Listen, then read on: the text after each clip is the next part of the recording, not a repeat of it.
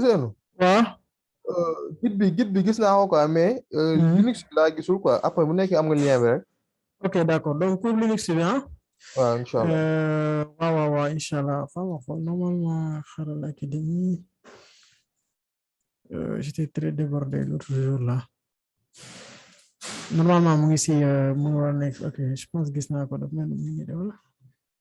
Parcours, Python, cours Linux, voilà. Les manques qu'on envoie ici, WhatsApp, bien, c'est groupe B. waaw ok y a pas de souci. Donc, c'est bon. Thank you. Ok, super. Donc, on a aussi GitHub B. Donc, qu'est-ce qu'on va faire? On va parler un peu de débugage et comment s'en sortir quand on est bloqué en tant que développeur. Donc, il faut savoir que toujours aussi, bon, développeur même aussi a une ligne comme ñëpp dañu am ay problème na ñëpp bon tey ce code mën na fonctionner su bañ a fonctionner ok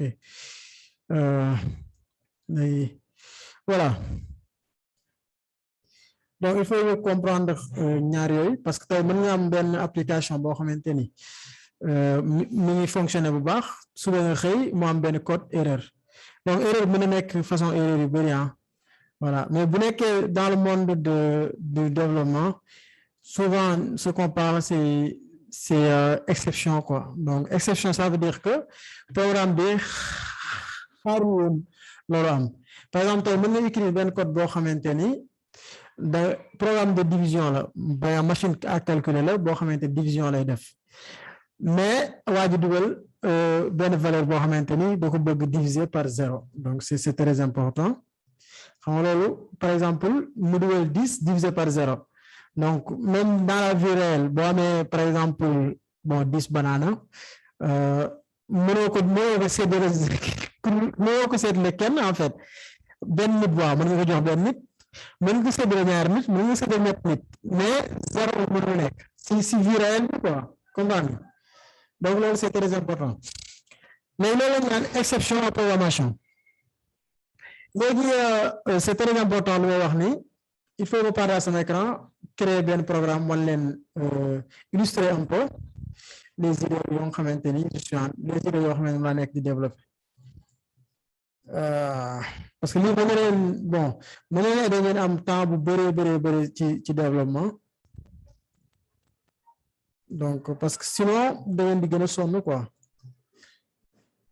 d'accord gestion contact donc dañ ma wax bu sama écran ñëwee rek ngeen wax ngeen wax ma bu nekkee ñëwul aussi ngeen wax ma c'est bon maa ngi partagé quoi c'est bon non hein ok c'est bon gis ngeen sama écran da mën ngeen aussi répondre en texte ci suuf bu nekkee sama écran ñëw na c'est bon c'est bon oui. VS Code bi mooy ñëw da waaw c'est bon. ok super ok léegi imagine tey même benn programme nombre 1 égale à 10 non voilà bon division donc on va mettre division nombre résultat égale nombre nombre 1 donc dama koy jox ñaar nombre 1 ak nombre 2 donc nombre 1 divisé par nombre 2 donc print résultat bon débugger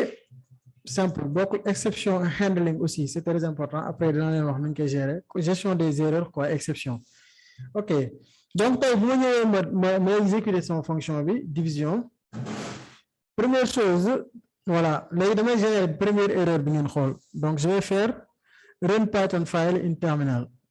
donc lii vous l'avez déjà fait regardez bien division missing two required position argument donc am nañ suñ première erreur voilà vous avez compris déjà première erreur moo nekk nii les premiers tips bi moom mooy lan mooy savoir lire le message d'erreur voilà donc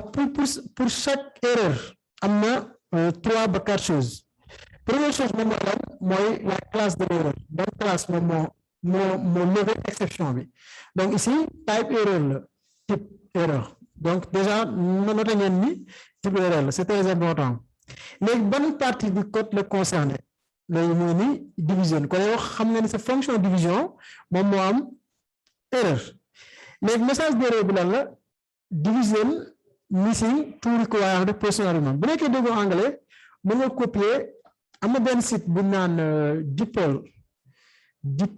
j'aime beaucoup le nom quoi wala Google Translate quoi bon, c'est deux choses différentes voilà donc je vais mettre anglais après français donc DeepL moo nekk ni mën ngeen def bon je copie quoi si je fais la merde donc je pense copier bi jàllul ok je copie encore une fois je colle ici voilà division manque d'argument positionnel requis donc wala nga ñëw ci Google moo nekkaat ni division manque d'argument positionnel bon non wax moom mën ko traduire donc premièrement comprendre message bi léegi nag ci bonne partie du code fu la erreur bi ñëwee loolu c'est très important regardez bien ici file fichier bi ban fichier le concerné fichier voilà mu ngi nii app.py donc app.py bonne partie ci code bi line 6 in module voilà donc line 6 moom la da ñëw suñu code xool voilà ligne 6 moo nekk nii léegi en Python boo amee genre erreur bi nii la nga war a njëkk a def su nekkee bon expérimenté waaw mosoo def code bi nii te da ngay jaaxle quoi da nga naan waaw lii li ma war a nekk erreur bi sa xel du mos a dem nii da nga war a def nombre 1 ak nombre 2 léegi da ngay copier lii rek xoolal message bi ngay copier parce que lii sa fonction personnelle la donc boo copier fi kenn ko gis donc mën nga copier lii seulement loo xool partie bii nii nga defaat type error comme par exemple nga dem Google nga def Python d'abord il faut préciser langage programmation bu nekkee framework la aussi nga def turu framework après nga des entrée donc mun na function missing to require personal argument x and y donc premier step bi mooy stack overflow après am na yeneen incident new web dev léegi mën na cliquer ci première ligne donc boo amee question mën ngeen ko noter après bu ma terminer ngeen laaj quoi ok c'est bon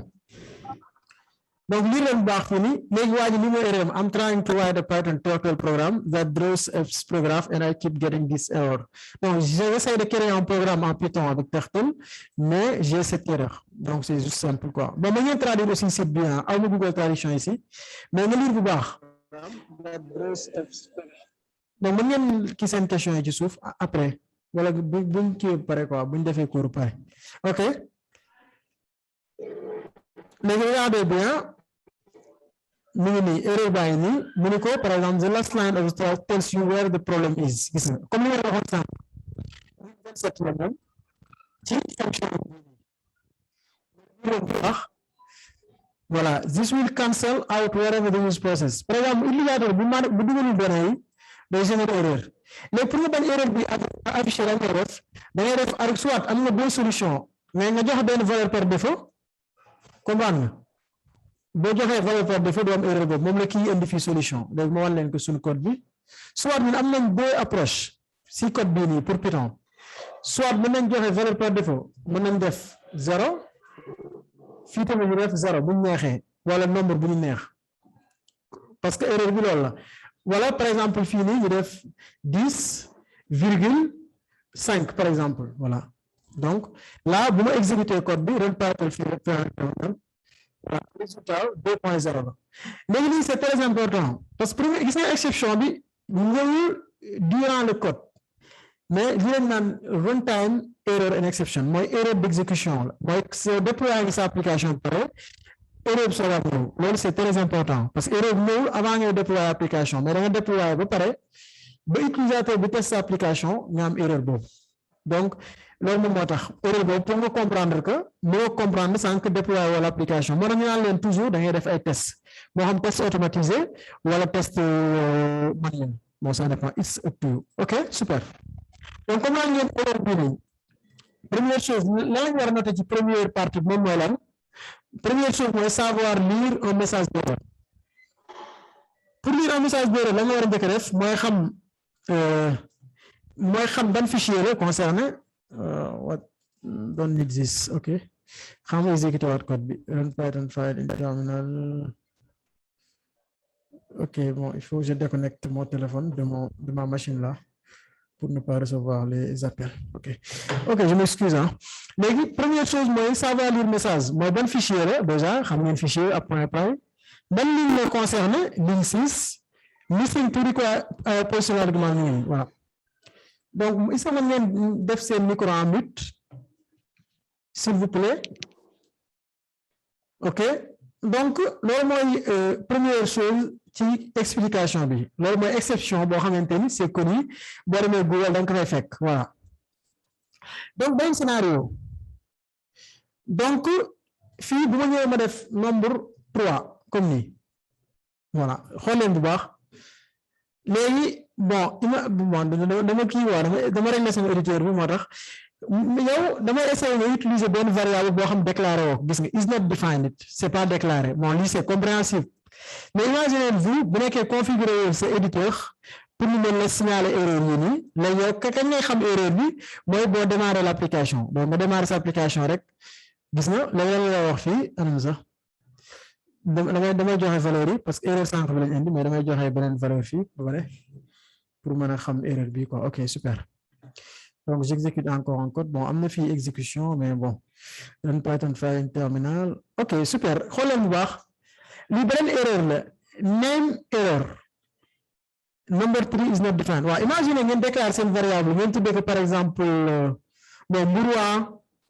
ana njaayeen, ba fi am njaayeen rek. Ngeen tuddee ko mburu 3. Ok. Léegi nga exécute sa application rek. Mu indi le mburu 3 is not defined. Léegi yow comprendre ban fichier la. Léegi mun la ligne 2 gis nga fichier ligne 2 in division léegi yow nga copier erreur message d'erreur par exemple ngeen xool bu baax lii leen baax nga ñëw Google nga posté foofu léegi danaan la par exemple amul ay matching par exemple parce que Google xamul mburu 3 moom mooy lan quoi léegi dans ces situations doo def tout sa variable lii rek ngay def da ngay bàyyi nii léegi Google dem na indil pourquoi erreur boobu gis nga boo ñëwee ne mun la Python name error parce que la classe de l'exception moom mooy name error donc comme la name baax donc moom moo nekk nii gis nga parce que fii nii la moo nekkoon problème bi mooy ci classe boo mën a am en Python da nga war a def premier argument self donc loolu moo taxoon donc comprendre ngeen parce que erreur bii nii bu moom c'est très simple parce que éditeur bi moo koy njëkk détecter avant ngay exécuter sa application donc yi moom c'est très facile nga comprendre ko voilà léegi si erreur yooyu am na par exemple erreur de logique par exemple tey bon jox nañu benn cas de figure ñu la defal lii ak lii comme application bu leen jox gestion de contact affaire yooyu xamoo noo koy gérer loolu moom fii mu suba Google mën na si aider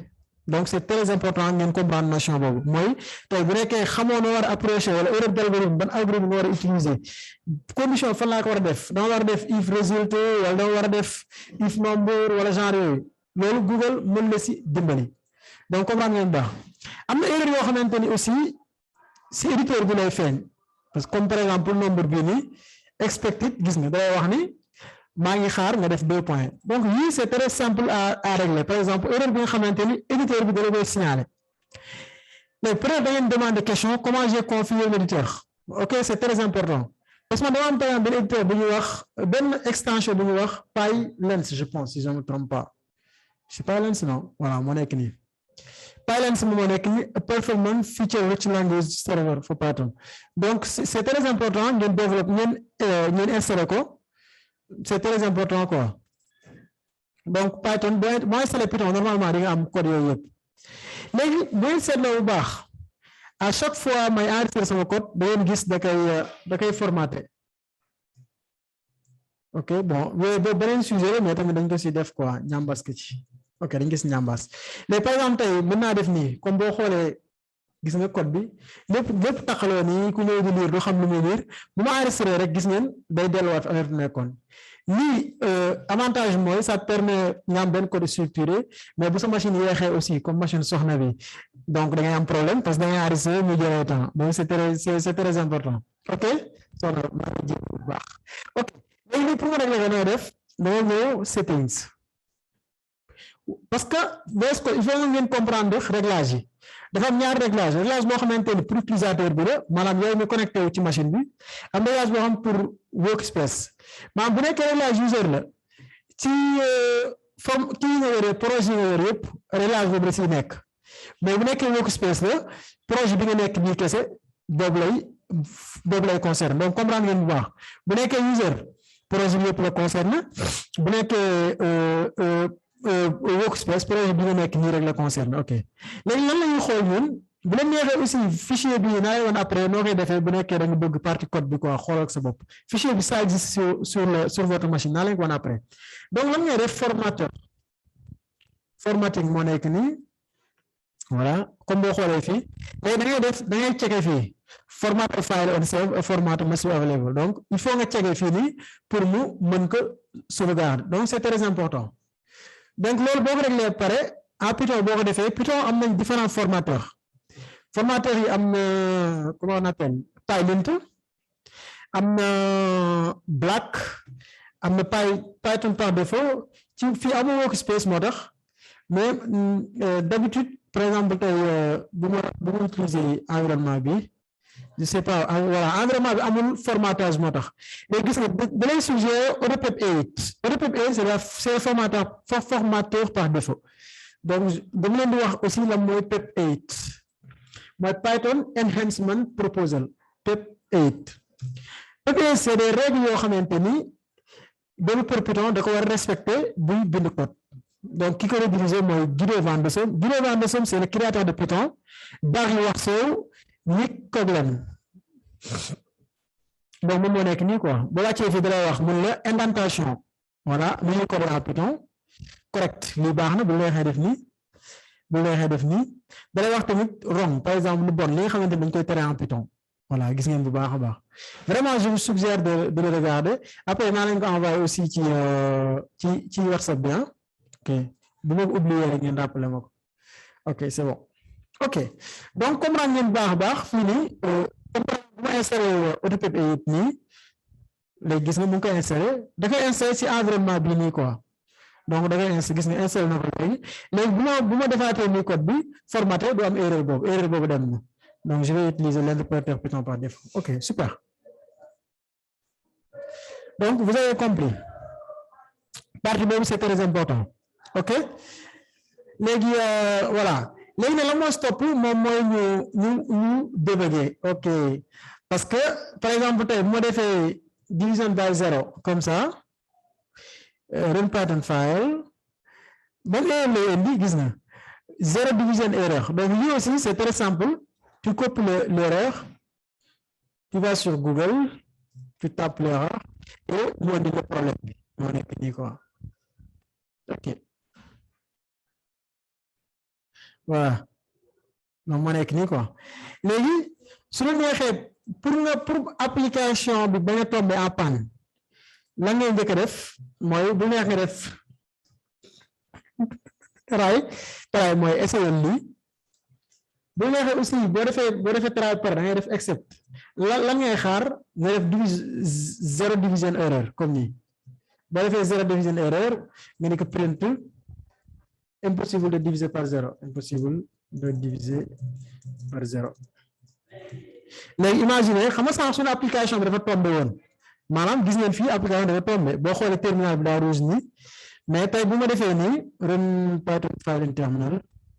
voilà tey bu ñëwee lu may def impossible de diviser par zéro sans problème xam nga sànq fii daa rouge woon mais tey gis ngeen daa verte ça veut dire que code bi ñu doon exécuté wu na ba pare ok léegi je vais enlever ça ok j'enregistre ok léegi débugger VS Code c'est quoi donc je vais un peu def nii pour wàññi taille bi donc da ngay cliquer fii nii anam sax fii run and debug c'est très important si VS Code nga bës fii nii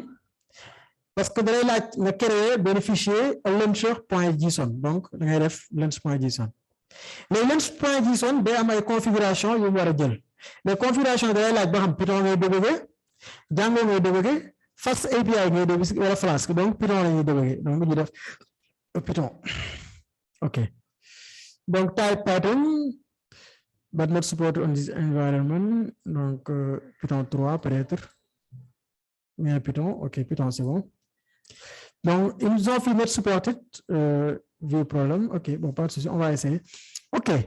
Donc, mini, debug bangé. Les bon configurer fil par fil, même ajouter plusieurs configurations.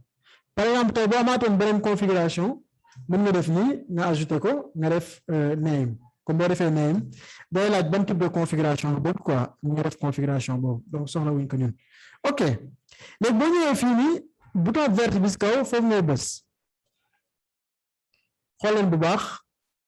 voilà léegi bu ñu bësee affaire bi day démarrer bu démarrer ngay xool suuf invalid syntax anything to learn about this ban line moo am problème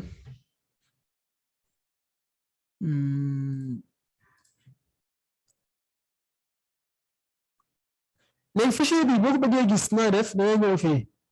ci ce root projet muy nii launch.json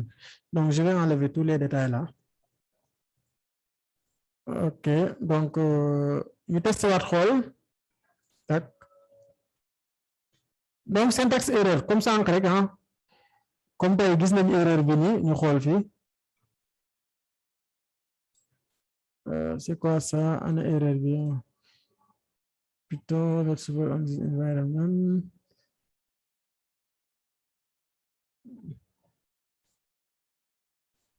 donc damay copier erreur bi nii dem Google tàppe ko foofu voilà donc mi nii ci Microsoft fii nii ñu xool la moo war a nekk problème bi ñu xool ñun aussi en même temps ñu ngi jàng Debuggage am nañu bëgg so an update broke all debugging functionality. Okay, my Nick project reinstall the extension launch.json log to file true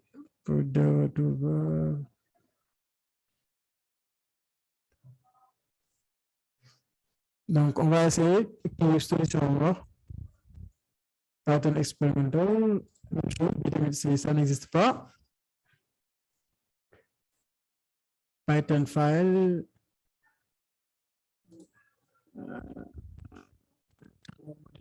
donc on va essayer de débugger le module pour voir donc Python module donc bataille même erreur bi la indi ñu xool fii I'm having the same problem and there are no error in developer experimental open launch.json starting using C Python Python qui dafa def Python experimental request attach respond to I get some error not provided. OK donc essayez de configurer avec beneen kii comment on appelle ça configuration Python remote attach a local process non bi pour Django la programme $file. OK bon je vais essayer de terminer fini éditeur bi nii xool ñu tester ak beneen solution le temps que ñuy régler lii léegi on va essayer de voir project formation e-commerce OK donc je vais montrer ñu tester ak beneen solution le temps que après ñu xool problème boobu quoi parce que peut-être je pense dafa nekk problème bu xaw a yàgg OK OK debugger donc launcher point voilà bi projet Django mini voilà donc ba tey problème bi si problème Python la OK donc je vais quitter ici save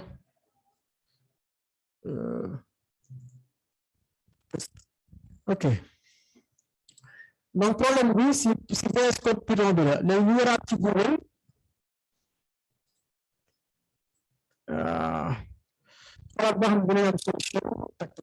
print hello world is a puff error anchor doesn't allow you to do Python command from Python debug error in VS Code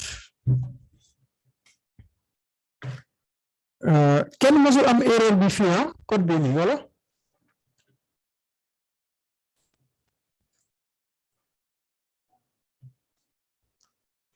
donc gis ngeen méthode ñoom bu ñu wax moo nekk nii ah mais xooleen bu baax pourtant ñun on a fait la même chose de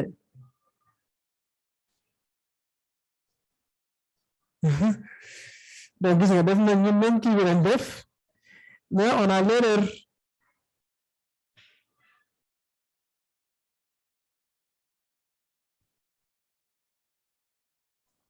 gis nga même erreur bi lañ def quoi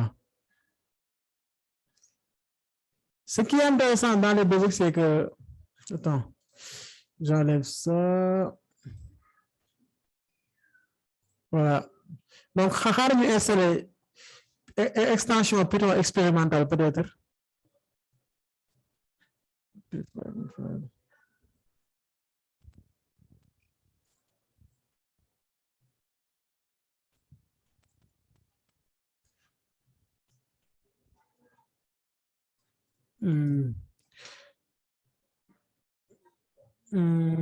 Python for voice code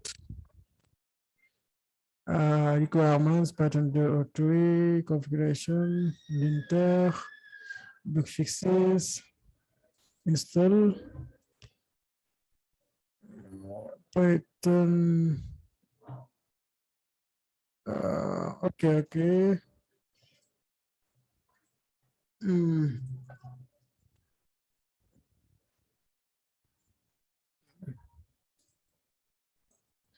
donc on coupe encore ça ñu dem ci kii bi débugger parce que ñun dem ci un problème attends je fais ça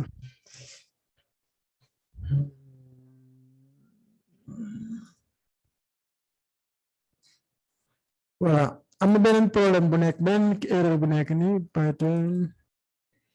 waaw kii def mel na français la de I had the same problem and was able to solve by installing Python in Egypt install no xalaatuma la sax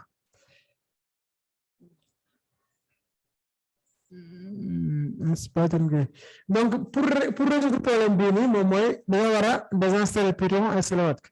non moi je vais pas le faire hein. Parce que pour plusieurs raisons donc Python pour enable linting donc je suis en train de clear workspace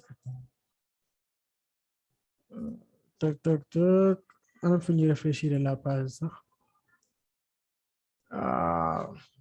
mais bon vous avez compris le principe est-ce que kenn mën na exécuter code am xool ba xam même erreur dina ko am wala ku yor foofu benn code Python nga essayer ba xam di nga am même erreur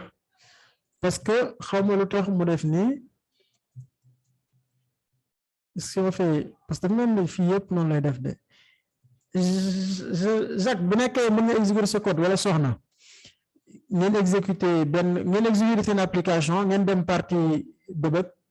ngeen créer leen SharePoint JSON bi ngeen xool ba xam lu muy def bon da nga ñëw fii après nga def ko quoi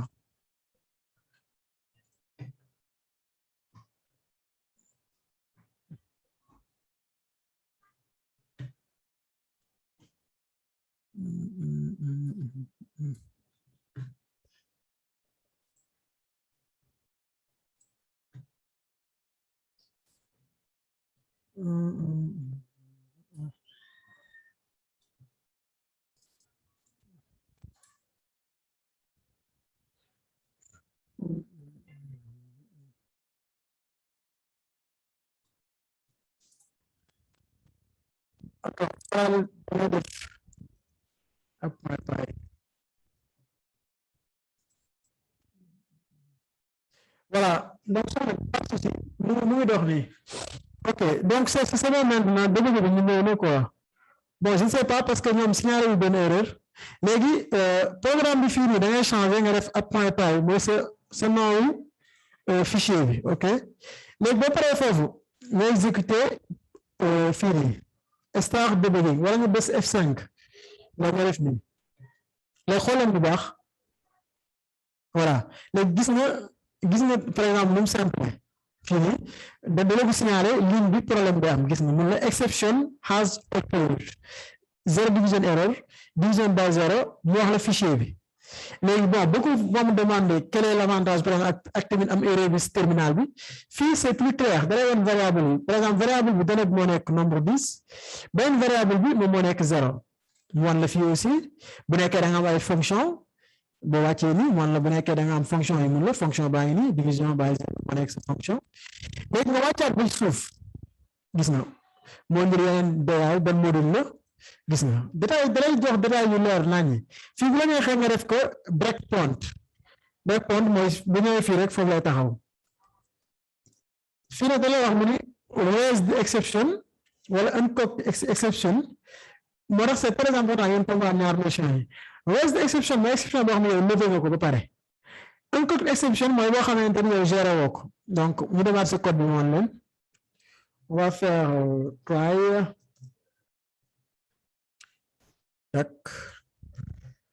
except 0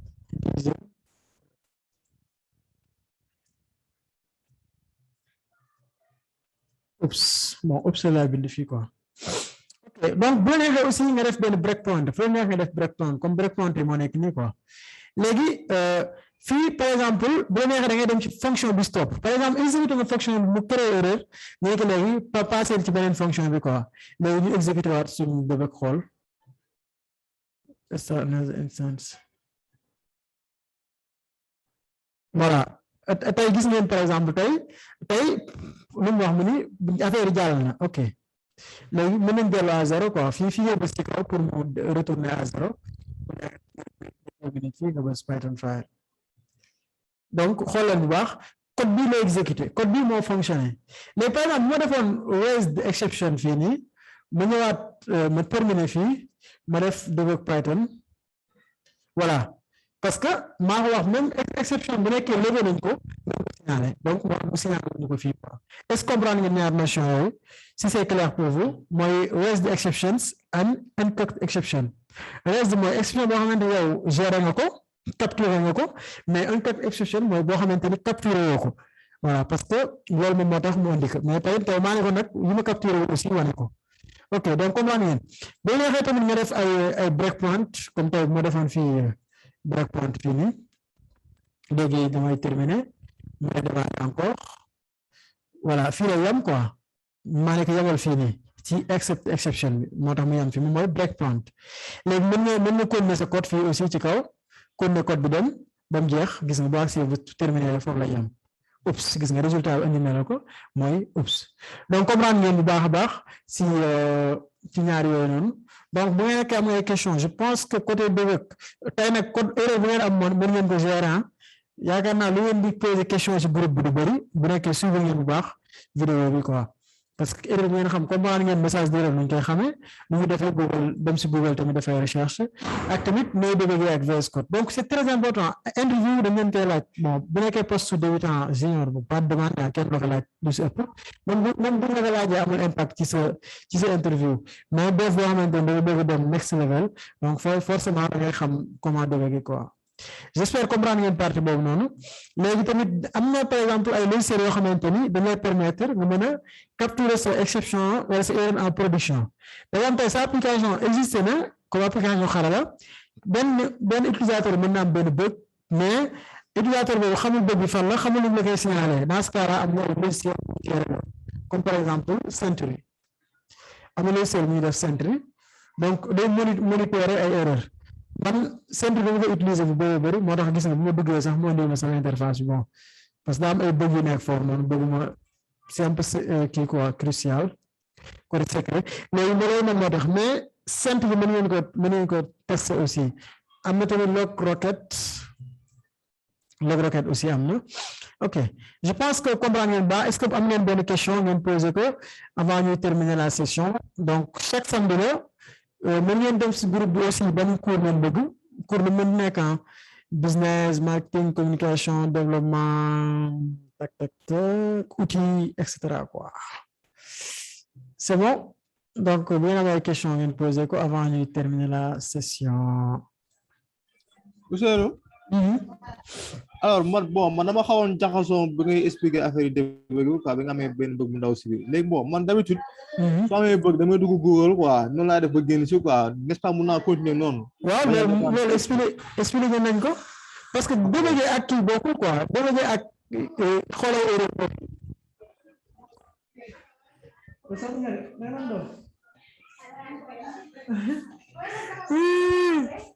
donc comprendre nga partie boobu waaw.